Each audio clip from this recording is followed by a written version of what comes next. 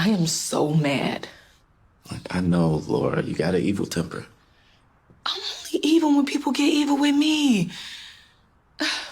Yeah, so this is a little moment that I feel was kind of glossed over by a lot of viewers, and that's the fact that, well, Laura admits to having an evil temper. I mean, it's one thing to ignore it like you don't have one at all, but the fact that she is self aware, but basically goes so far as to say, I only get evil when people are evil to me. And that's interesting because of the fact that just based on the way Calvin said, it's like, you and that evil temper, that definitely seems to imply that temper is something, well, it's not uncommon to Calvin. It's something that must have come up a number of times before. Now, don't get me wrong. We as an audience have seen Laura,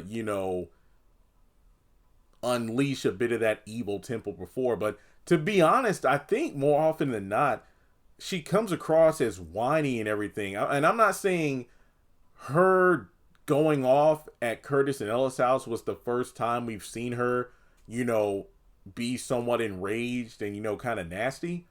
But more often than not, when I think back to previous times where she stormed out of a room or whatnot, that's just because, well, she was pissed off, In terms of an evil temper, that's very telling. When Calvin said it that way, it's almost like he knows his family isn't the type to just quote unquote gang up on someone and kick them out of the house for no good reason. So in that particular scene, it makes me think about how, on some level, Calvin does understand things didn't go down exactly how Laura described them.